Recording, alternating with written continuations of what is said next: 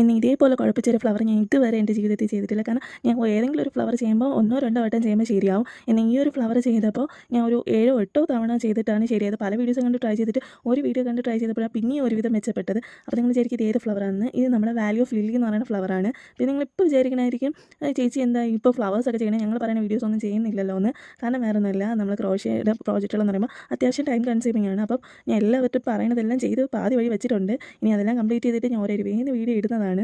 അപ്പോൾ നിങ്ങൾ ആരും വിഷമം വിചാരിക്കരുത്. ഇനി നമ്മൾ ക്രാഫ്റ്റിലോട്ട് വരികയാണെങ്കിൽ ആദ്യം നമ്മൾ ഒരു മാജിക് റിംഗ് ഇട്ടതിന് ശേഷം 6 സിംഗിൾ ക്രോഷ്യ ഇടുക. എന്നിട്ട് സ്ലിറ്റ് നോട്ട് ഇട്ട് ആദ്യത്തെ റൗണ്ട് കംപ്ലീറ്റ് ചെയ്യണം. രണ്ടാമത്തെ റൗണ്ടിലാണെങ്കിൽ ഓരോ സ്റ്റിച്ചിൽ 2 സിംഗിൾ ക്രോഷ്യ വെച്ച് ചെയ്യണം. ഇനി 3 തൊട്ട് 6 വരെയുള്ള റൗണ്ടുകളിൽ എല്ലാ സ്റ്റിച്ചിലും ഓരോ സിംഗിൾ ക്രോഷ്യ വെച്ച് ചെയ്താൽ മതിയാവും. അതിനുശേഷം നമ്മൾ ഇനി കുഞ്ഞു പെറ്റൽ പോലെ കാണുന്ന ഭാഗം ഉണ്ടല്ലോ, അതിന് വേണ്ടിയിട്ട് ഒരു സ്റ്റിച്ചിൽ ആദ്യം സിംഗിൾ ക്രോഷ്യ, രണ്ടാമത് ഡബിൾ ക്രോഷ്യ. അത് ഒരു സ്റ്റിച്ചിൽ തന്നെ ആയിരിക്കണം. അടുത്ത സ്റ്റിച്ചിൽ ആദ്യം ഡബിൾ ക്രോഷ്യ, രണ്ടാമത് സിംഗിൾ ക്രോഷ്യ. അങ്ങനെ 2 സ്റ്റിച്ചിലായിട്ട് വേണം ആ ഒരു കുഞ്ഞു പെറ്റൽ ചെയ്തെടുക്കുക. ഇനി എൻ്റെ തൊട്ടടുത്ത സ്റ്റിച്ചിലാണെങ്കിൽ ആദ്യം സിംഗിൾ ക്രോഷ്യ, രണ്ടാമത് ഡബിൾ ക്രോഷ്യ, അതിൻ്റെ തൊട്ടടുത്ത സ്റ്റിച്ചിൽ വീണ്ടും ഡബിൾ ക്രോഷ്യ, സിംഗിൾ ക്രോഷ്യ, ഇങ്ങനെ പാറ്റേൺ കണ്ടിന്യൂ ചെയ്ത് പോകും. അപ്പോൾ നമ്മുടെ ഫ്ലവർ കിട്ടും. പിന്നെ നമുക്ക് വേണമെങ്കിൽ ആ ഗ്രീൻ കളർ സ്റ്റെമ്മൊക്കെ വെച്ച് കൊടുക്കാം. ഞാൻ അത് വെച്ച് കൊടുത്തിട്ടുണ്ട്. പിന്നെ നിങ്ങൾ വീഡിയോ കാണുന്ന പോലെ ചെയ്താൽ മതിയാവും. പിന്നെ ഇതിൻ്റെ ഡീറ്റെയിൽഡ് ആയിട്ടുള്ള വീഡിയോ വേണമെങ്കിൽ അതും കമൻറ്റ് ചെയ്താൽ മതിയാവും. പിന്നെ നിങ്ങൾ വീഡിയോ ഇഷ്ടപ്പെട്ട ലൈക്ക്, അടുത്ത എന്ത് വീഡിയോ ആണെന്ന് കമൻറ്റ് ചെയ്യാനൊന്നും മറക്കരുത്. ഇതുപോലത്തെ ക്രാഫ്റ്റ് ഐഡിയസിന് വേണ്ടിയിട്ട് ചാനൽ സബ്സ്ക്രൈബ് ചെയ്യാം.